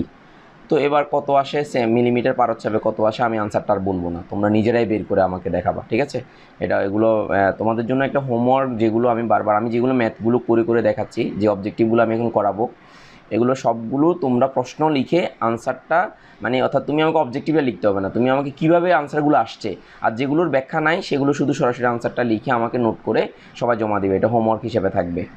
অর্থাৎ আমি যা যা শুরু থেকে অবজেক্টিভগুলো করিয়েছি সেগুলোতে ম্যাথমেটিক্যাল যে টার্মগুলো আছে সেগুলো কিভাবে এসেছে সেটা সহ আনসারটা, প্রশ্নটা লিখবা, ওই কীভাবে এসেছে সেটা লিখবা এবং আনসারটা সহ লিখে আমাকে ছবি দিয়ে জমা দিবা, আমাকে হোমওয়ার্ক জমা দেবে। এটা তোমাদের হোমওয়ার্ক, একদম শুরু থেকে শেষ পর্যন্ত যতগুলো অবজেক্টিভ করাবো সবগুলোই, এগুলো সব হোমওয়ার্ক মাথায় সাথে থাকে, বুঝতে পেরেছো। শুরু থেকে শেষ পর্যন্ত যতগুলো অবজেক্টিভ করাচ্ছে এগুলো ম্যাথমেটিক্যাল টার্মগুলো কীভাবে এসেছে, যে আমি এগুলো করতেছি, এগুলো সহ লিখে সুন্দর করে খাতায় 1 পৃষ্ঠা বা 2 পৃষ্ঠাতে সুন্দর করে লিখে, একদম ছোটো ছোটো করে সুন্দর করে লিখে আমাকে সুন্দর করে, একদম বড় করে না, মানে ছোটো ছোটো করে সুন্দর করে গুছিয়ে লিখে প্রশ্নটা লিখে 2 পাতার মধ্যে আমাকে জমা দিবা, মানে লাস্ট পর্যন্ত জমা দিবা। তাহলে এটা হবে কি, তোমার প্র্যাকটিসটা হয়ে যাবে এবং তোমার আর কোনো সমস্যা থাকবে না, ঠিক আছে। তো এটার আনসারটা এবার বের করে আমাকে দেখাও। এবার হচ্ছে 3°C তাপমাত্রায় মোট চাপ কত। তাহলে এখন আমাকে বলো, এটার চাপ পেয়ে গেছো, এই চাপটা পেয়েছো কত ডিগ্রি সেলসিয়াস তাপমাত্রায়, 25°C তাপমাত্রায় এই চাপটা পেয়েছো। তো তাহলে 3°C তাপমাত্রা, তাহলে এখানে দেখো সূত্রটা হচ্ছে, দেখো P1/T1 is equal two P2/T2, খেয়াল করো। তাহলে এখানে P1 এর মান এই অঙ্কে যেটা পেয়েছো সেটা হচ্ছে P1 এর মান, তার মানে এখানে এই উপর অঙ্কের যেটা সেটা হচ্ছে P1 এর মান, খেয়াল করো। তাহলে T1 এর মান হচ্ছে 25°C, খেয়াল করো। তো তাহলে এবার আসো T2 মান তাহলে কত, 30°C। তো 30° কিসে নিয়ে যাওয়া, এগুলোকে ক্যালভিন স্কেলে নিয়ে যাবে, এটাকে ক্যালভিন 298 ক্যালভিন, আর এটা হচ্ছে কত ক্যালভিন, 303 ক্যালভিন। তো এবার P2 মানটা কত তোমরা নিজেরাই বের করো, P2 মানটা হোয়াট, এটা এই সূত্রটা প্রয়োগ করে P2 মানটা বের করো। তাহলে P2 মানটা যত আসে সেটা হবে আনসার। সো এগুলা আনসার হবে, খেয়াল রাখবা আনসার এগুলো এটা এবং এটা হতে পারে, তোমরা বের করবা, ঠিক আছে, বের করে আমাকে জানাবা। তো এবার আসো আমরা এই কোশ্চেনটাতে আংশিক চাপের ব্যাপারটাতে খেয়াল করো, এই বিষয়টা খুবই ইম্পর্টেন্ট। মানে এই কোশ্চেনটা মানে সৃজনশীল জন্য সহ ইম্পর্টেন্ট, কারণ অনেক সময় স্টুডেন্টরা কনফিউশনে থাকে যে আংশিক চাপটা বের করার জন্য কি কি ফর্মুলা অ্যাপ্লাই করা যায়, এটা নিয়ে একটা কনফিউশন থাকে। খেয়াল করো এখানে আমরা কোশ্চেনে আমরা দেখতে পাচ্ছি, এই যে কোশ্চেনটা দেখো, এই কোশ্চেনে আমরা দেখতে পাচ্ছি যে এখানে কোনো মোলের কোনো হিসাব নাই, অর্থাৎ গ্রাম নাই, ভর নাই, বা মোল বের করার কোনো এই অপশন এখানে আর পাচ্ছি না আমি, মোল বের করার কোনো অপশন এখানে নাই, আবার মোট চাপও দেওয়া নাই। তো মোল বের করার কোনো অপশন নাই, মোট চাপও দেওয়া নাই। তো আংশিক চাপের আমরা সূত্র কি জানি? আংশিক চাপের মোল ভগ্নাংশ ইন্টু মোট চাপ, আংশিক চাপের সূত্র জানি। তাহলে এই জিনিসটা এখানে কোথাও নাই, খেয়াল করেছো? এখানে মোট চাপও নাই আর অন্য অন্য কিছু এগুলো দেওয়া নাই। এখানে আছে আমার মনে হয় না, বুঝতে পেরেছো কিনা? এখানে কোনো কিছু দেওয়া নাই। তো দেওয়া না থাকা মানে হচ্ছে যে বিষয়টা খেয়াল করো, এখানে দেওয়া না থাকা মানে হচ্ছে আমাকে অন্যভাবে বের করতে হবে। এই অন্যভাবে বের করা সহজ। তার মানে এই অক্সিজেনটা, তার মানে আমার সূত্র আংশিক চাপ বের করার সূত্রটা আবার বলছি, মূল ভগ্নাংশ ইন্টু মোট চাপ। তাহলে মূল ভগ্নাংশ ইন্টু, তার মানে এই যে আংশিক চাপ বের করার সূত্র হচ্ছে P of O2 is equal two মূল ভগ্নাংশ, মূল ভগ্নাংশ কিছুক্ষণ আগে বলেছি, মূল ভগ্নাংশ ইন্টু মোট চাপ, মোট চাপ। তো মোট চাপও আমার দেওয়া নাই, মোট চাপ আছে এখানে পাইলাম। তো মূল ভগ্নাংশ তো কোনো অপশন নাই যে আমি এখানে করে ফেলবো এটা। তো তাহলে আমাকে কি অপশন ফলো করতে হবে? দেখো এই জিনিসটা মাথায় রাখবা, খুবই ইম্পর্ট্যান্ট, যে বিকল্পভাবে কীভাবে করা যায়। তার মানে হচ্ছে যে এই আংশিক চাপটা হচ্ছে যে তার আগে যে চাপটা ছিল অক্সিজেনের, এই অক্সিজেনের চাপটা ছিল এই 700 মিলিমিটার। খেয়াল করো, 700 মিলিমিটার। তাহলে এই 700 মিলিমিটার পারত মানে অক্সিজেনটা এত অক্সিজেনটা এত ভরের এত আয়তনের এত অক্সিজেনটা যখন সম্পূর্ণ পাত্র দখল করে, এই সম্পূর্ণ আয়তন দখল করে যে চাপ দেয় সেটাই আংশিক চাপ হবে। মানে ওইটারই নিজস্ব চাপ, কিন্তু যখন বড় আয়তন দখল করতেছে তখন তার চাপটা কত হবে সেটাই হবে আংশিক চাপ। তাহলে আংশিক চাপ মানে হচ্ছে আসলে মানে তার নিজস্ব চাপটাই ঠিক থাকবে, বাট সেটা যখন নতুন একটা পাত্রে যাবে সেই পাত্রে সে কী পরিমাণ দেবে, অর্থাৎ সে যখন সম্পূর্ণ অর্থাৎ পার্ট হয়ে যাবে। দেখো এখানে কিন্তু তিনটা গ্যাস, একটা গ্যাস পাত্রে এই যে 25, এটা হচ্ছে 25,000 সিসি। তো এই পাত্রে তখন তিনটা গ্যাস হয়ে যাচ্ছে, একটা হচ্ছে নাইট্রোজেন গ্যাস, একটা হচ্ছে অক্সিজেন গ্যাস, এবং এই পাত্রে আরেকটা হচ্ছে তোমার হাইড্রোজেন গ্যাস। তিনটা গ্যাস, এই যে হাইড্রোজেন গ্যাস। তাহলে তিনটা একই পাত্রে আসতেছে। তাহলে তিনটা একই পাত্রে আসার পর প্রত্যেকেই নিজস্বভাবে যে চাপটা দিচ্ছে, প্রত্যেকে স্বতন্ত্রভাবে যে চাপটা দিচ্ছে এই পাত্রের মধ্যে, সেটাই হবে এই পুরো পাত্রে প্রত্যেকের জন্য আংশিক চাপ। খেয়াল করো, এগুলো খেয়াল করতে হবে। আমি একটা অঙ্ক এরকম করে দিয়েছিলাম সহজভাবে তোমাদেরকে সৃজনশীলে। তো কোনো স্টুডেন্ট আমাকে জিজ্ঞেস করছে, স্যার গাইড বইতে তো এরকম লেখা নাই, গাইড বইতে এরকম করে অনেক কাহিনী করে মূল ভগ্নাংশ বের করে মোট চাপ বের করে করছে। মানে আমাকে অনেকেই কোয়েশ্চেন করছে, স্যার গাইডেরটা বুঝতেছি না, আমাকে ছবি পাঠাইছে অনেকে গাইডের অঙ্ক। তো আমি বললাম যে বাবারে, তোমাদেরকে আমি সোজা নিয়ম শিখাই দিলাম, সহজ নিয়ম, একদম প্র্যাকটিক্যাল নিয়ম। এইভাবে তুমি করতে পারো যদি অপশন জমা থাকে, কিন্তু এইভাবে তো আরও সোজা হয়ে যাচ্ছে জিনিসগুলো সহজ। যে এই পাত্রটা দখল করে এটা কী পরিমাণ চাপ দিচ্ছে সেটাই হবে আমার ওইটার জন্য আংশিক চাপ। বাবারে এইগুলো একটু ভালো করে খেয়াল করো, কারণ এই বেসিকগুলো যদি তোমার থাকে তোমাকে পরীক্ষার হলে তোমাকে এত মানে ফস্তাইতে হবে না আশা করি। তো আমার রিকোয়েস্ট থাকবে তোমরা বেসিকগুলো ভালো করে বুঝবা, কারণ এগুলো সৃজনশীলের জন্যও দরকার। এই বেসিকগুলো অবজেক্টিভে যার যত বেসিক ভালো থাকবে সৃজনশীলে সে তত বেশি এগিয়ে থাকবে। নাহলে বাবা আমার এত দরকার ছিল না অবজেক্টিভগুলো ধরে পড়ানোর। আমি এইগুলো কেন পড়াচ্ছি? আমি পড়াচ্ছি আমার স্টুডেন্টরা যাতে বেসিকগুলো ক্লিয়ার থাকে, যাতে তারা প্রত্যেকটা জিনিস ভালোভাবে পারে। আমাকে যে টাকাগুলো দিচ্ছ সেগুলো যাতে বৈধ হয়, আমিও চাই আমার স্টুডেন্টগুলো যাতে না ঠকে, যাতে আমার স্টুডেন্টরা ভালোভাবে বেসিকটা ক্লিয়ার থাকে এবং তারা ভালো করতে পারে। এবং আমার এই চেষ্টাটাই হচ্ছে। তোমাদের এখানে দেখলাম অনেকেই ভর্তি হয় নাই, আমি এখনও অর্ধেক স্টুডেন্টও ভর্তি হয় না। 320 জন, আমার 25 জনের স্টুডেন্ট আছে দেখলাম এখানে, 300, এখানে অর্ধেক স্টুডেন্টও ভর্তি হয় নাই। কেউ যোগাযোগ করছো পারিবারিক বা আর্থিক সমস্যা, তো সেটা আমি কনসিডার করলাম। কিন্তু অন্য যারা ভর্তি হওয়া নাই, আমি কিন্তু এগুলো অনেক কষ্ট একটা ভিডিও মেকিং করতে, তোমরা হয়তো বুঝতেছো না এই কষ্টগুলো। আমি কালকে রাতে পুরো ঘুমাইতে পারি না এই জিনিসগুলো রেডি করার জন্য। তোমরা যারা ভর্তি হও নাই, রিকোয়েস্ট থাকবে তাড়াতাড়ি ভর্তি হয়ে যাও। কোনো ধরনের সমস্যা থাকলে আমাকে যোগাযোগ করো যে স্যার আমি এটা আমার পারিবারিক সমস্যা আছে বা আছে। তো আমি রিকোয়েস্ট থাকবে আমার, তোমরা অতি দ্রুত ভর্তি হয়ে যাও। ভর্তিটা হওয়া না হলে আমি আসলে এত কষ্ট করতেছি কী জন্য? তোমাদের জন্যই করতেছি। তোমাদেরই ধরে বরংস ক্লাসের থেকে আরও বেশি পরিশ্রম হচ্ছে আমার, অনেক বেশি পরিশ্রম হচ্ছে এখানে। তোমরা হয়তো বুঝতেছো না জিনিসগুলো। এগুলো এডিটিং একটা ভিডিও এডিটিং করতে গেলে 8-10 হাজার টাকা লাগে। তুমি কোথাও গিয়ে 10 মিনিটে একটা গান, এই যে সিনেমার গানগুলো যে এডিট করে এগুলো 5-6 লাখ টাকা, 4-5 কোটি টাকা খরচ করে 5 মিনিট একটা ভিডিও করতে। তো এবার বলো, আমি এগুলো যে করতেছি, এই ভিডিওগুলো নিজে করতেছি, নিজে এডিট করতেছি, নিজে দেখতেছি, তোমাদের সুবিধা কীভাবে হয় সেটাও আলোচনা করতেছি। তোমরা একটু বুঝিও, আমার দুঃখটা একটু বুঝিও। যারা ভর্তি হও না একটু কষ্ট করে ভর্তি হয়ে যাও আর আমাকে আলোচনা করিও, ঠিক আছে? আর কারো সমস্যা থাকলে সেটা আমাকে বললে হচ্ছে যে স্যার আমার সমস্যা আছে, আমি তো যে দেখতেছি জিনিসগুলো, কারণ এখন তো প্যান্ডেমিক চলতেছে, সবার অনেকেরই আর্থিকভাবে অনেকের সমস্যা আছে। যারা ভর্তি হও নাই ভর্তি হয়ে যাও আশা করি, ঠিক আছে? তো তাহলে সব মূল আলোচনাতে চলে আসি। তো এখানে এই অক্সিজেন, তাহলে এখানে সূত্রটা কী হবে দেখো, P1V1 = P1V1 = P2V2। তো তার মানে দেখো এই P1টা হচ্ছে যে এই অক্সিজেনের এই যে চাপটা হচ্ছে P1, ঠিক আছে। তাহলে B1টা কোনটা? এই যে অক্সিজেনের এই আয়তনটা হচ্ছে B1, রাইট। তাহলে এবার P2 কোনটা? P2টাই আমাকে বের করতে হবে, P2টাই হবে আংশিক চাপ, তার মানে এটা পুরো দখল করে যে চাপটা দেবে সেটা তাহলে বিটুর মানটা আমার দেওয়া আছে এত সিসি। তো এবার পিটুর মানটা বের করে ফেলবা, পিটুর মানটা, তাহলে বিটুর মানটা এটা হবে।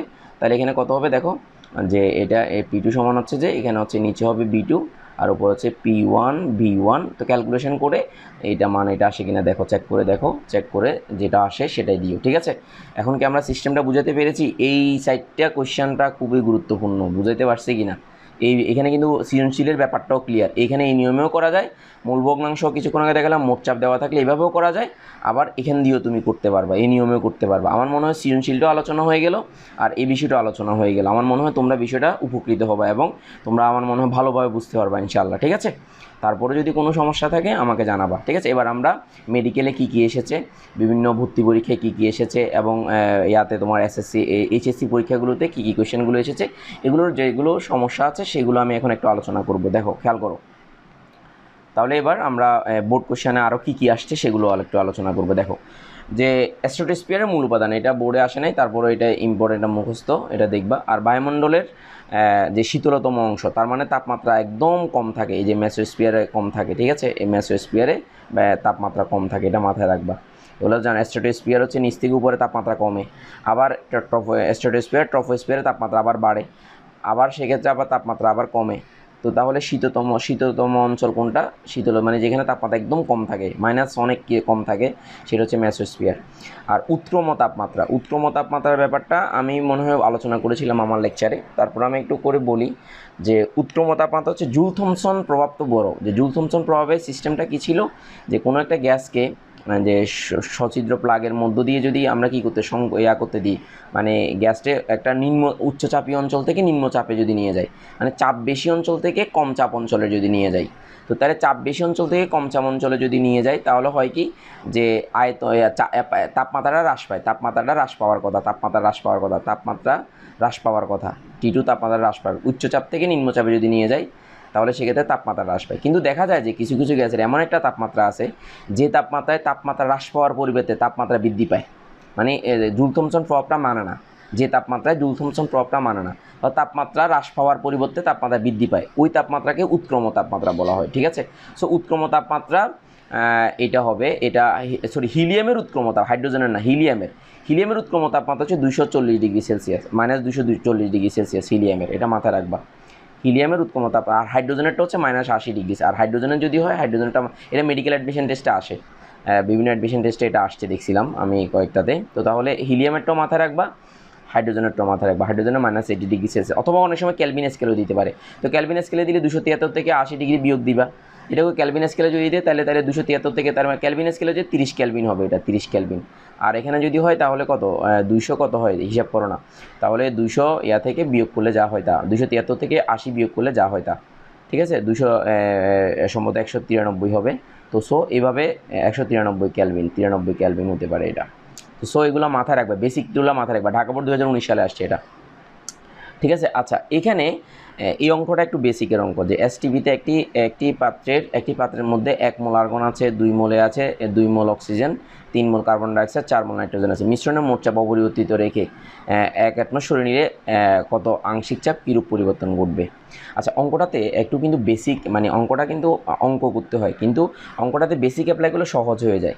তো আমরা একটু খেয়াল করব যে অক্সিজেনের প্রাথমিক যে চাপটা সেটা আমরা বের করব। অক্সিজেনে কী বলছে, আংশিক চাপে কীভাবে পরিবর্তন হয়। তো আংশিক চাপের মূল ভগ্নাংশ কিন্তু মোট চাপ। তো তাহলে এখন মূল ভগ্নাংশটা বের করলে মোট চাপ 1 অ্যাটমসফিয়ার ধরে নিলে তোমার অটোমেটিক একটা ক্লিয়ার হয়ে যাবে। মানে মূল ভগ্নাংশটা আমরা আগে করি। তাহলে মূল ভগ্নাংশ মানে মোট কত আছে, কত আছে এখানে দেখো, 1 + 2 + 3 + 4। তো তাহলে আমার ক্যালকুলেশন যদি করি তাহলে আমার এখানে কত, 5 × 5 = 10, তার মানে হচ্ছে 10 মোল। তাহলে অক্সিজেনেরটা কত হচ্ছে, অক্সিজেনেরটা হচ্ছে উপরে দেখো, উপরে হচ্ছে, নিচে হচ্ছে 10 আর উপরে হচ্ছে কত, 2। খেয়াল করো উপরে 2 কেন, 2 মোল অক্সিজেন আছে। তাহলে মোল ভগ্নাংশ 2/10, খেয়াল করো, বুঝতে চেষ্টা করো। তো তাহলে 1 মোল সরাই নিবা, তো 1 মোল সরাই নিলে তো তাহলে মোট মোল কত হবে, মোট মোল হয়ে যাবে 9, কারণ যে টোটাল মোট মোলটা কমে যাবে, 1 মোল কমে গেলে মোট মোল কমে যাবে, আর ইয়ার কমে যাবে কত, 1 কমে যাবে। তো তো তাহলে এবার ক্যালকুলেশন করো যে 1/9 এত কমে যাবে। তো 1/9 মানে হচ্ছে প্রায় অর্ধেক, অর্ধেক পুরোপুরি অর্ধেক না, প্রায় অর্ধেক। দেখো না এখানে 10/2 আর 9/1 প্রায় অর্ধেক কমে যাবে। তাহলে এখানে এটাও মিলবে না, এটা। আর যদি স্পেসিফিক যদি তুমি মিলিয়ে দেখো 1 দিয়ে 9 দিয়ে ভাগ দিলে তাহলে এই মানগুলো আসবে। তো তাহলে বেসিকগুলো অ্যাপ্লাই করবা, এই অঙ্কগুলো করার সময় বেসিকটা অ্যাপ্লাই করবা। বারবার বলছি, এই বেসিকগুলো যদি অ্যাপ্লাই করো তাহলে তোমাদের জন্য সহজ হবে। তো তাহলে প্রায় অর্ধেক কমে যাবে, আনসার হবে প্রায় অর্ধেক কমে যাবে। ঠিক আছে, বুঝতে পেরেছো আশা করি। আচ্ছা, এখানে দেখো ঢাকা বোর্ড 2019 সালে কিছুক্ষণ আগে আমি তোমাদেরকে বলি, এই কিছুক্ষণ আগে ভাই আমি দিয়েছিলাম যে এই অংশটাকে ওই যে দেখছো ওই যে চার্লসের সূত্র মতো এটাকে আয়তন প্রসারাঙ্ক বলা হয়। সো এটা আর আলোচনা করবো না, এখন বুঝতে পেরেছো। এমাগার বক্ররেখার মূলবিধি আমি যখন লেকচার দিয়েছিলাম, মনে আছে কিনা জানি না, আমি জানি না কোনো স্যার এভাবে আলোচনা করে কিনা, তারপরেও আমি চেষ্টা করি তোমাদেরকে জিনিসগুলো যখন লেকচারে বলি তখন দেখো লেকচারে কিন্তু আমি বলে দিয়েছিলাম এমাগার বক্ররেখার মূলভিত্তি কিন্তু কী ছিল, পিবি বনাম পি লেখচিত্র। দেখো পিবি বনাম এই যে পিবি বনাম কি লেখচিত্র, পি লেখচিত্র ছিল। তাহলে পিবি বনাম লেখচিত্র পিটা কার বয়েলের সূত্র। তো বয়েলের সূত্র তাহলে মূলভিত্তি এটা ক হবে, বুঝতে পেরেছো কিনা? আমি বলে দিয়েছিলাম যখন এমাগার বক্ররেখার আলোচনা করছিলাম লেকচারে, দেখছো কিনা আমার লেকচারগুলো যদি ফলো করো তোমরা, আশা করতেছি তোমরা সৃজনশীল তো হবে ইনশাল্লাহ, অবজেক্টিভগুলোতে অনেক ক্ষেত্রে ক্লিয়ার হয়ে যাবে ইনশাল্লাহ। ঠিক আছে, আর ভর্তি পরীক্ষাতে তোমাকে আর টেনশন করতে হবে না। মেডিকেল বলো, বুয়েট বলো, সব জায়গায় ইনশাল্লাহ ইঞ্জিনিয়ারিং বলো, তোমরা ইনশাল্লাহ আল্লাহ যদি চাহে তোমরা ভালো করবে ইনশাল্লাহ। ঠিক আছে, আচ্ছা এরপর আসো 5 মোল এ 20 মোল বি মিলে একটি মিশ্রণ তৈরি করলো। দেখো 5 মোল এ 20 মোল বি মিলে একটি মিশ্রণ, তাহলে এর মূল ভগ্নাংশ কত এটা আর বলতে হবে? ইনশাল্লাহ পারবা। কেমনে বলো তো, আমি কি এটা বলে দেবো? কিছুক্ষণ আগে বলেছিলাম, তারপর আচ্ছা বলে দিচ্ছি। দেখো তাহলে মোট মোল হচ্ছে কত 25। কেমনে 25 হয়েছে? তাহলে এখানে 20 আর 5 25, আর এর কত 5। তো তাহলে আবার কাটাকাটি করো, তাহলে 5 5 25 আর এখানে হচ্ছে 1, তো তার মানে কত 0.2। So answer 0.2। বুঝে গেছে শর্টকাট। আচ্ছা সিজিএস এককে আর এর মান কত? তোমরা জুল পার মোল পার কেলভিন শিখেছো, জুল থেকে, এখানে কিন্তু জুল নাই, জুল পার মোল পার কেলভিন 8.314। এখানে সিজিএস একক বলেছে, সিজিএস তার মানে সেন্টিমিটার গ্রাম সেকেন্ড, তার মানে জুল থেকে আরগে নিয়ে যেতে হবে, খেয়াল করেছো? সো এই জুল থেকে যখন আরগে নিয়ে যাবা তখন এই যত এটাও কারেক্ট ছিল, কিন্তু সিজিএস একক বলাতে এটা কারেক্ট না। এটা বুঝতে পারছি কিনা? এটা হচ্ছে এমকেএস এককে কারেক্ট। তাহলে সিজিএস এককে সেন্টিমিটার গ্রাম সেকেন্ড, তাহলে সেন্টিমিটার জুল থেকে এই যে 1 joule is equal two 10⁻7 erg. যারা আমার কাছে ফার্স্ট ইয়ার পড়েছো গুণগত রসায়নে, আমি এগুলো ধরে পড়েছিলাম, মনে আছে কিনা জানি না, দ্বিতীয় অধ্যায়ে যে এককের ব্যাপারগুলো, এবং আমি একটা শিট দিয়েছিলাম এক পাতার। তো যারা আমার কাছে ফার্স্ট ইয়ার সেকেন্ড ইয়ার নতুন পড়তেছো তারা ওই গুণগত রসায়নের যে এক পাতার যে শিট ছিল এগুলো সংগ্রহ করবো আমার থেকে, এখানে একদম এককগুলো আমি ধরে আলোচনা করেছিলাম। ঠিক আছে, সো এগুলো ক্লিয়ার হয়ে যাবে তখন। তো so answer is B correct. So এটা 8.314 আগে নিয়ে যেতে হবে। তো সো আমরা এই বিষয়টা কি আশা করি কি বুঝতে পেরেছি। খেয়াল করো, এগুলো কিন্তু অবজেক্টিভ যখন দেখবা তখন তোমাকে এগুলো মনোযোগ সহকারে খেয়াল করতে হবে। ঠিক আছে, আশা করি বুঝতে পেরেছো। আচ্ছা এরপরে কোশ্চেনে আসো যে এসআই এককে বোল্টজম্যান ধ্রুবক কাকে বলে? এটা সিলেট বোর্ড 2016 সালে এসেছে, সিলেট বোর্ড 2000। বোল্টজম্যান একক এটা অনুপতি গ্যাস ধ্রুবকে, মানে অনুপতি গ্যাস ধ্রুবকে বোল্টজম্যান একক বলে। তো এখন এটা খেয়াল করো, আমরা জানলাম যে সেটা হচ্ছে যে 8.314, কিছুক্ষণ এইমাত্র জানলাম 8.314 জুল পার মোল পার কেলভিন। এটা হচ্ছে যে 1 মোলের জন্য আর এর মান, 1 মোলের জন্য আর এর মান, কয় মোলের জন্য? পার মোল, মানে প্রতি মোলের জন্য আর এর মান। তো তাহলে 1 মোল অণু থাকে কয়টি? 6.02 × 10⁻23টি। তো তাহলে এই যে 8.314 এখানে হচ্ছে নাম্বার অফ অ্যাভোগাড্রো। তাহলে তখন এই যে প্রতি মোল প্রতি অণুর জন্য হয়ে যাবে। তাহলে এটা ক্যালকুলেশন যদি করো তাহলে 6.02 গুণ 10⁻23 আর এখানে 8.314 যদি ক্যালকুলেশন করো তাহলে কত 1.38 × 10⁻23 আসবে। সো আনসার ইস এটা কারেক্ট। ক্যালকুলেশন করো অনুপাত, এই নাম্বার অফ এগারো দ্বারা অনুপাতি গ্যাস ধ্রুবকে বোল্টজম্যান ধ্রুবক বলা হয়, মানে প্রত্যেকটা অণুর জন্য। এটা হচ্ছে 1 মোলের জন্য, এটা হচ্ছে প্রত্যেকটা অণুর জন্য। তাহলে 1 মোল অণু থাকে 6.02 × 10⁻23টি। সো এটা দ্বারা ভাগ করলে অঙ্কটা মিলে যাবে, আশা করি বুঝতে পেরেছো। এরপর দেখো 5 মোল নাইট্রোজেন 3 মোল অক্সিজেন একত্রে মেশানো হলো, তাহলে অক্সিজেনের মোল ভগ্নাংশ কত? আমি এটা বলে দেবো না, এটা তোমরা করবা, আমি অনেকবার বলছি এটা। ঠিক আছে, তারপর এখানে দেখো যে 0°C তাপমাত্রায় একটি গ্যাসের আয়তন কত? 546 সেন্টিমিটার কিউব। গ্যাসটির চাপ পরিবর্তন না করে 10 ডিগ্রি তাপমাত্রা গ্যাসের আয়তন কত বৃদ্ধি পায়? তাহলে দেখো 0°C তাপমাত্রায় একটি গ্যাসের আয়তন এত দেওয়া আছে, তো চাপ তুমি পরিবর্তন করো নাই, তাপমাত্রা তুমি বাড়াইছো, চাপ পরিবর্তন করো নাই, তাপমাত্রা বাড়িয়েছো।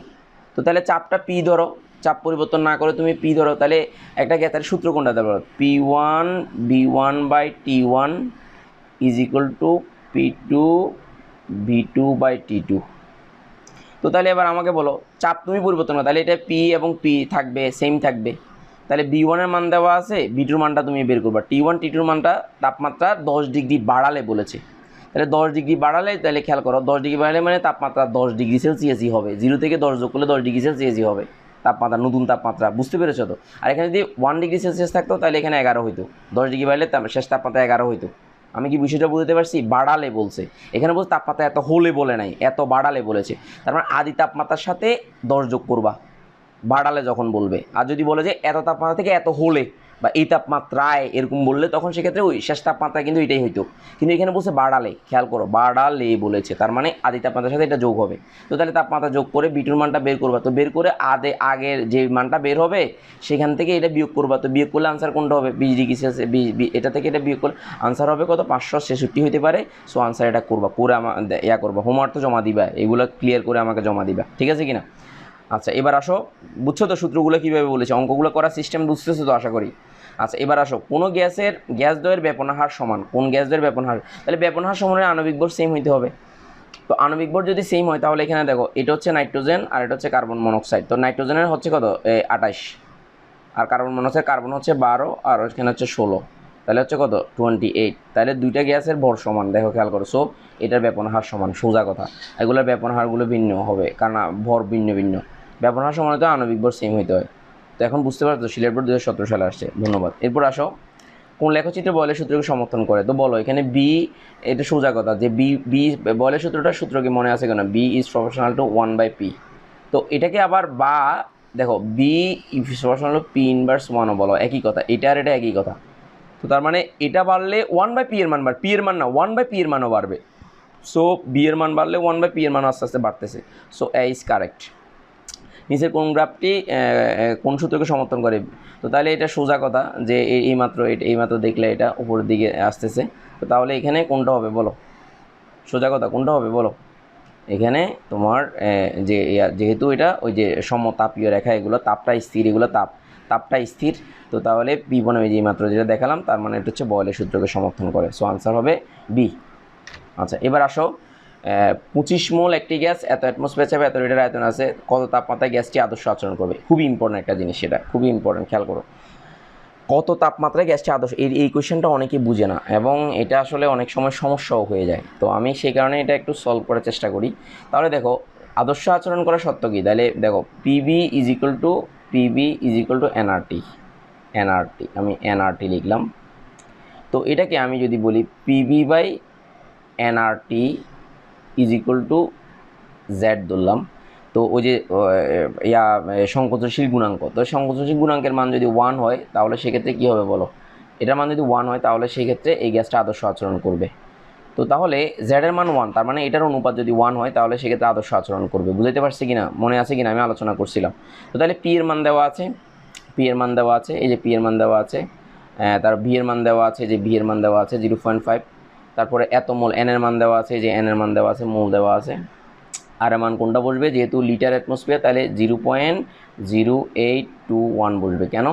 কারণটা হচ্ছে এখানে লিটার অ্যাটমসফিয়ার একক, এই কারণে আর মানটা এটা বসবে। আর তাপমাত্রাটা বের করবা, তো তাপমাত্রা বের করলে যা হয় ক্যালকুলেশন করে তাপমাত্রাটা বের করবা, বের করলে 600 কেলভিন হবে, 600 কেলভিন হবে। সো আনসার হবে 600। দেখছো, ক্লিয়ার করতে পারবা এগুলো? জেডের মান 1 হলে আদর্শ গ্যাস হবে। এগুলো খুব মানে ইনস্ট্যান্টলি মাথায় আসতে হবে এই জিনিসগুলো, যদি ইনস্ট্যান্টলি মাথায় না আসে তাহলে বিপদে পড়বা, আমি বলে দিলাম ইনস্ট্যান্টলি মাথায় আসতে হবে এগুলো, ঠিক আছে? আশা করি বুঝতে পেরেছো। এবার নাইট্রোজেন গ্যাসের জন্য ভ্যান ডার ওয়েলস সমীকরণটি কোনটি হবে?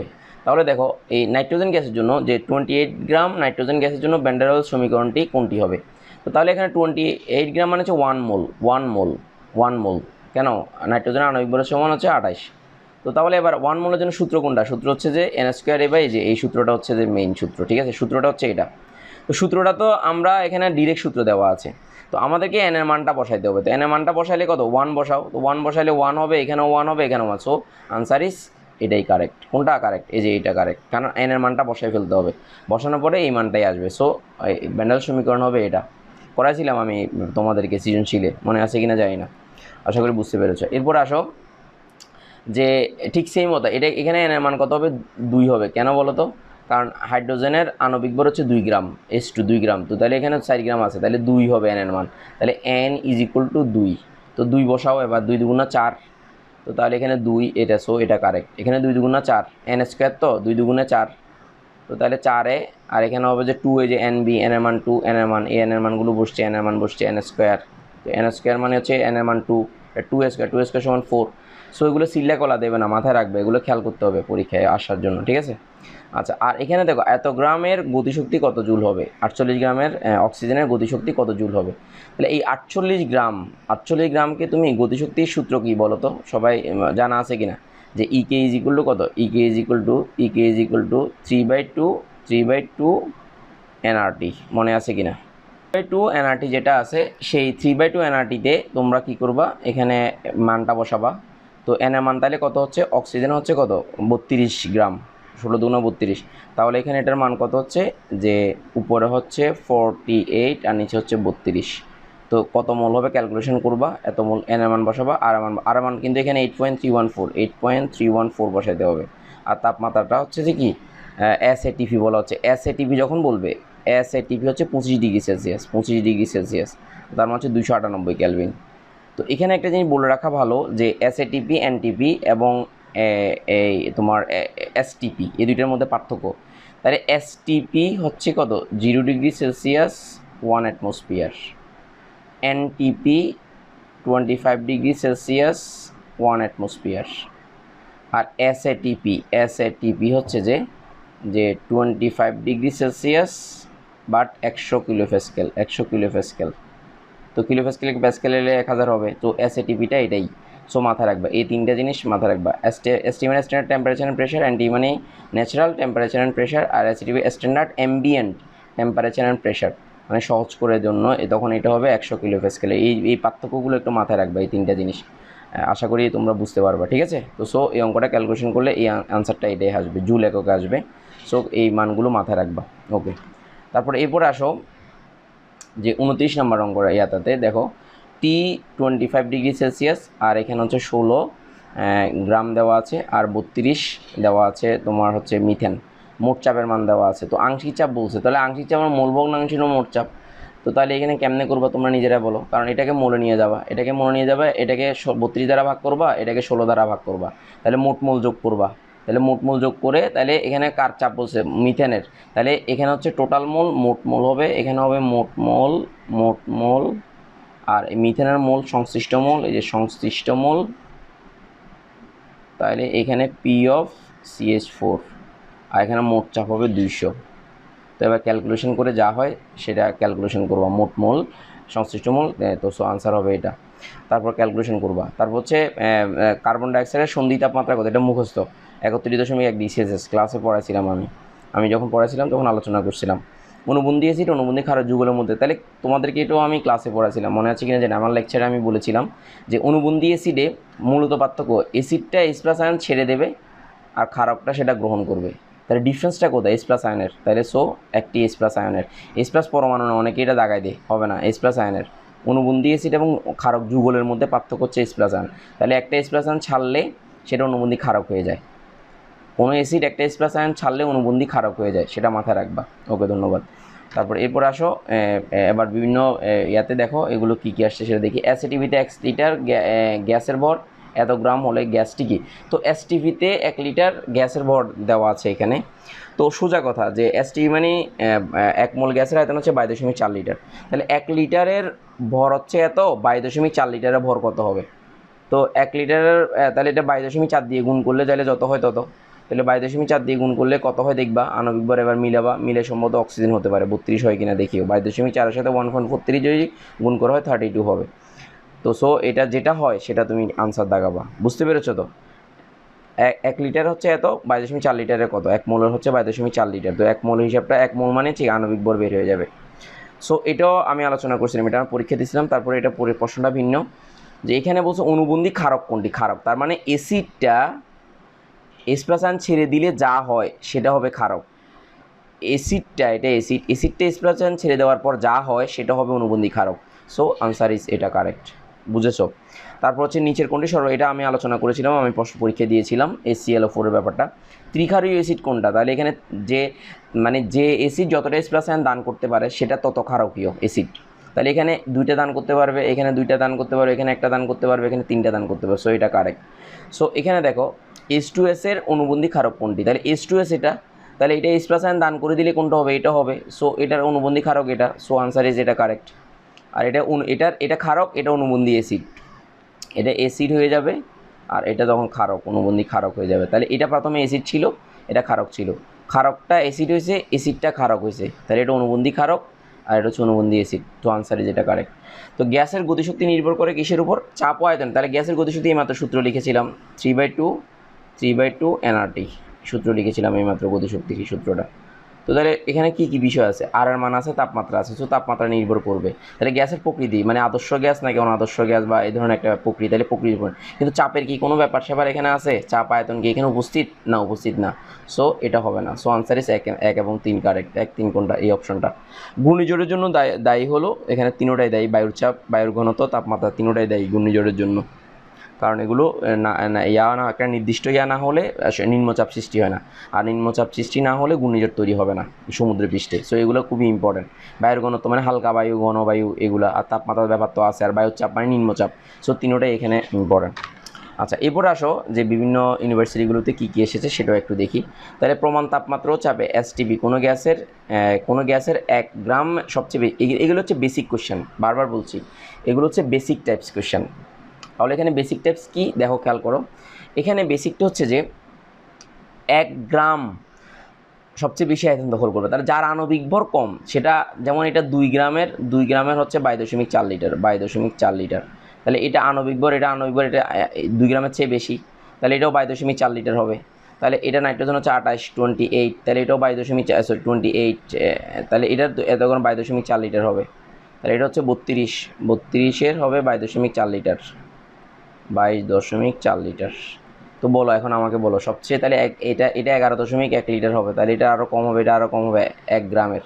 তো সো আনসার ইজ হাইড্রোজেনটাই কারেক্ট। যার আণবিক ভর কম হবে সে বেশি আয়তন দখল করবে, কারণ ওই অল্প আয়তনই তার 22.4 লিটার হবে, মানে অল্প ভরই 22.4 লিটার হবে, এক মোল হিসাব আর কি হিসাবটা। বেসিক এগুলো মাথায় রাখতে হবে, এগুলো একদম বেসিকগুলো মাথায় থাকলে সহজ হবে। কোনটি গ্রিন হাউস ইফেক্ট না? নাইট্রোজেনটা হবে এখানে, এগুলো গ্রিন হাউসের জন্য দায়ী, এটা দায়ী না। তারপর হচ্ছে যে গ্যাস 9 বলেছে, আচ্ছা CFC। তারপর হচ্ছে কোনটি H2SO4 কোনটি H2SO4 এর অনুবন্ধী ক্ষার? তো এটাও আলোচনা করেছিলাম। অনুবন্ধী ক্ষার তার মানে এটা H+ আয়নটা ছেড়ে দেবে, ছেড়ে দেওয়ার পর যা হবে সেটা হবে অনুবন্ধী ক্ষার। তো এটা ছাড়বে, এটা অ্যাসিড, এটা ছাড়ি, যেটা হবে সেটা ক্ষার। তো সো আনসার ইজ এটা কারেক্ট। সালফেট আয়ন, এটাই কারেক্ট। তারপরে দেখো যে কোনটি ভারী ধাতু, এটা মেডিকেল অ্যাডমিশনটেজ 2018-19 এসছে। সো এটা হবে যে গোল্ড, এখানের মধ্যে সবচেয়ে গোল্ডটা ভারী। তারপর হচ্ছে নির্দিষ্ট ওজনের একটি আদর্শ গ্যাসের গতিশক্তি কোন বৈশিষ্ট্যের উপর নির্ভর করে। তো এটা তো কিছুক্ষণ আগে বলেছি, গতিশক্তির ব্যাপারটা কি তাপমাত্রার উপর নির্ভর করে, আর অন্য কোনো কিছু তো না। কিছুক্ষণ আগে দেখিয়েছিলাম, দেখছো আমি পড়াইছিলাম যে এই যে 3/2 nRT। তো তাহলে এখানে তাপমাত্রা এই বিষয় আছে, সো তাপমাত্রা উপস্থিত, আর বাকিগুলো উপস্থিত না। ভবিষ্যৎ থেকে পাঠানো বেতার তরঙ্গ, এটা মুখস্থ কোশ্চেন, এগুলো হাজারি স্যারের বইতে আছে, এগুলো একটু পড়ে নিতে হবে। সো এটা আয়নোস্ফিয়ার হচ্ছে আনসার এখানে, ঠিক আছে, হাজারি স্যারের বইটা এই কারণে ইম্পর্টেন্ট, গুরুত্বপূর্ণ। আচ্ছা, এরপরে দেখো কোনো একটি নমুনার বিওডির মান এত দেওয়া আছে, নমুনার পানিটি সম্পর্কে কোনটি সঠিক? একদম রিসেন্ট একটা পরীক্ষা আসছে, এগুলো হাজারি স্যারের বইতে সুন্দর করে দেওয়া আছে। তো এখানে হাজারি স্যারের রেফারেন্সটা আমি বলছি, কোনো একটা নমুনা পানির বিওডির মান যদি 1 অথবা 2 হয় তাহলে সেটা ভালো, সেটা হচ্ছে ভালো। আর যদি বিওডির মান যদি 3 হয় তাহলে মোটামুটি ভালো, সো এই মোটামুটি ভালো, 3 হলে মোটামুটি ভালো হবে আনসার। আর যদি বিওডির মান এর চেয়ে বেশি হয় তাহলে এগুলো না। তারপরে হুয়ের ওয়ার্ল্ড হেলথ অর্গানাইজেশন, হুয়ের রিকমেন্ডেশন হচ্ছে 6 পর্যন্ত, মানে 6 হইলে মোটামুটি খারাপ হবে না আর এমনি নর্মালি হচ্ছে এটা। আর হুর রিকমেন্ডেশন হচ্ছে 6 পর্যন্ত, মানে মোটামুটি অ্যাকসেপ্টেবল, ঠিক আছে কিনা এটা মাথায় রাখবা। হুর রিকমেন্ডেশন 6 পয়েন্ট, আর এমনি 10 পর্যন্ত মানে করা যায়, লাস্ট 10 পর্যন্ত আছে। আর এই 10-এর উপরে তো একদম টোটালি ধরাই যাবে না, 10 ppm, মিলিগ্রাম পার লিটার যে কথা, ppm একই কথা। সো হাজারি স্যারের বই থেকে পড়ে নেবে, 103 পৃষ্ঠায় আছে হাজারি স্যারের এই কোয়েশ্চেনটা, 3 পৃষ্ঠায় ডানে কোনায় নিচে দিয়ে এই জিনিসটা আছে। সো এটা একটু পড়ে নিবা, দেখে নিবা, ঠিক আছে, হাজারি স্যারের বই আছে, আর দেখে নিবা এই প্রশ্নটা। তো সো এটা মোটামুটি ভালো। মেডিকেল অ্যাডমিশন টেস্টের জন্য দেখছো কোয়েশ্চেনগুলো কীভাবে হয়, প্রতিটা লাইন পড়ে যাওয়াই ভালো। কারণটা হচ্ছে তোমরা আসলে যাদের টার্গেট এখন থেকে মেডিকেল, তোমরা এগুলো এখনই ক্লিয়ার করে ফেলো। তাহলে এখন যদি পড়ে ফেলো একবার, তাহলে তোমাদের এইগুলো ক্লিয়ার থাকবে ইনশাল্লাহ। তো পরবর্তীতে আসলে তোমাকে প্রেশার নিতে হবে না, এবং পরে তোমরা খুব সহজেই তোমরা পার পেয়ে যেতে পারবে আশা করতেছি। এবং তোমাদের ইনশাল্লাহ যদি আল্লাহ যদি সব কিছু ঠিক থাকে, ভালো মেডিকেল কলেজে টিকবে ইনশাল্লাহ। তারপরে দেখো লিভার সিরোসিসের যে ইয়াটা, সেটাও মেডিকেল ভর্তি পরীক্ষা আসছে, এটা হ্যালোজেনযুক্ত যৌগ হবে। তারপরে এটা মুখস্থ, এই যে হুয়ের রিকমেন্ডেশন, এই যে সিওডির মান ডেন্টাল এখানে ইয়াতে দেওয়া আছে, হুয়ের কী বলছে দূষণের সর্বোচ্চ মাত্রা কত। সো এটা হচ্ছে 10 মিলিগ্রাম 10 মিলিগ্রাম পার লিটার। তাহলে এখানে আনসার হচ্ছে কত, এখানে 10 মিলিগ্রাম পার লিটার হুয়ের রিকমেন্ডেশন। এটা একটু দেখে নিবা, ডেন্টালে আসছে এটা। তাহলে প্রাকৃতিক গ্যাসে কত তাপমাত্রা শীতল করলে সেটা এলএনজিতে রূপান্তর হয়, প্রাকৃতিক গ্যাসকে কত তাপমাত্রা শীতল করলে সেটা এলএনজিতে রূপান্তর, সেটা 100, এটাও মুখস্থ, 160 -160 ডিগ্রি সেলসিয়াস। নিচের কোন গ্যাসই দাহ্য না, অক্সিজেন। অক্সিজেনটা খেয়াল করো, নিজে জ্বলে না কিন্তু অন্যকে জ্বলতে সাহায্য করে, এটা মাথায় রাখবা। তারপর আদর্শ গ্যাসের আচরণ থেকে বিচ্যুতি ক্রম কোনটি। তাহলে খেয়াল করো, বিচ্যুতি যার আণবিক ভর যত বেশি হবে তাহলে সেটা তত বেশি বিচ্যুতি হবে। এটা বলছিলাম তোমাদেরকে, যে লেখচিত্রগুলো দিছিলাম, যে মনে আছে কিনা জানি না, যে কার্বন ডাইঅক্সাইডটা এরকম ছিল, নিচে বেশি ছিল, মানে বেশি বিচ্যুত হয়েছিল। সো সর্বশেষে কার্বন ডাইঅক্সাইড আছে, এটা দেখেই তোমাকে দাগায় দিতে পারো। তারপরেও একটু আণবিক ভরের ক্রমটা দেখো। তাহলে এটা হচ্ছে 2 গ্রাম, এটা হচ্ছে 17, এটা 28, এটা 44। সো এটা কারেক্ট। সো আণবিক ভর যত বাড়বে তত পরিমাণ বিচ্যুতি হবে। সো এইগুলো খেয়াল করবে, এই জিনিসগুলো, বিচ্যুতির পরিমাণটা এদিক থেকে এদিকে বাড়বে, ঠিক আছে কিনা, বা আণবিক ভর যত বেশি হবে বিচ্যুতির পরিমাণটাও বাড়বে। এটা basic question, basic types question, ঠিক আছে। আচ্ছা, এরপরে দেখো গেলুসেকের চাপের সূত্র কোনটি। তাহলে এটা হচ্ছে যে কোনটা, এই যে বি ইয়ার সাথে পি এর সাথে টি এর যে সম্পর্কটা, এটা গেলুসেকের সূত্র, এটা পড়াইছিলাম আমি। অ্যাভোগাড্রোর সূত্র কোনটি, অ্যাভোগাড্রোর সূত্র তো তোমরা নিশ্চয়ই জানো, V is proportional to n, এটা অ্যাভোগাড্রোর সূত্র। আর এখানে হচ্ছে যে একটি নির্দিষ্ট করে গ্যাসের চাপ অর্ধেক হ্রাস ও তাপমাত্রা দ্বিগুণ বৃদ্ধি করলে আয়তন কত বৃদ্ধি হবে। দেখো খেয়াল করো, একটা গ্যাসের নির্দিষ্ট চাপ অর্ধেক হ্রাস, তাহলে দেখো চাপের সাথে কি চাপ আর তাপের, তাহলে P1 B1/T1 is equal two P2 B2/T2 P2 B2/T2। তো কী বলছে, একটা নির্দিষ্ট করে গ্যাসের চাপ অর্ধেক হ্রাস করলো, তাহলে এটা পি হইলো, এটা তাহলে এটা হচ্ছে 0.5 পি বা হাফ পি। তারপর হচ্ছে তাপমাত্রা দ্বিগুণ, তাহলে এটা T1 হলে এটা T2 করলা, তো T2 করলে এবার আয়তনের পার্থক্য কেমন হবে দেখলা, তাহলে আগের তুলনায় কেমন হবে সিদ্ধান্ত নিতে পারলা। তো আসলে এখানে কোনোটাই হবে না, সো আনসার কোনোটিই নয় হবে, ক্যালকুলেশন করে দেখলে তোমরা দেখতে পাবা, ঠিক আছে।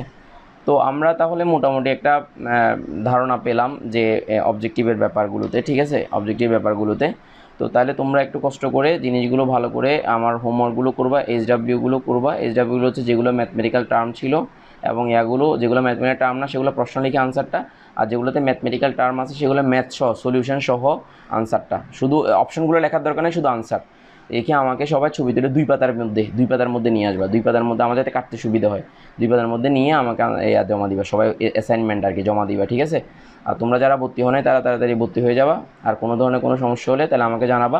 আর নেক্সট ক্লাসে ইনশাল্লাহ আমরা ইনশাল্লাহ আল্লাহ যদি সব কিছু ঠিক থাকে তাহলে আমরা পরিমাণগত রসায়ন শুরু করব। তো আর এই চ্যাপ্টারের মধ্যে কোনো ধরনের কারো কোনো সমস্যা থাকলে আমাকে ফোন করবা বা আমাকে জানাবা কী কী সমস্যা আছে। আর আমি তো ইনশাল্লাহ বই দেবো এগুলোর উপর তোমাদেরকে, ঠিক আছে। তো সো দেখি প্যান্ডেমিক কী অবস্থা হয়, তো যদি না হয় তাহলে আমি ফ্রেশ থেকে করে তোমাদেরকে ইনশাল্লাহ পাঠিয়ে দেওয়ার ব্যবস্থা করব বইগুলো ইনশাল্লাহ, বা শিটগুলো বইগুলো। তো দেখি কী অবস্থা, যাদের ফুল পেমেন্ট ক্লিয়ার থাকবে তাদেরকে বইগুলো দিয়ে দেবো, তাড়াতাড়ি দিয়ে দেবো ইনশাল্লাহ, ঠিক আছে। তো তাহলে ভালো থাকো সবাই, তোমাদের জন্য শুভকামনা, ধন্যবাদ সবাইকে, আসসালামু আলাইকুম।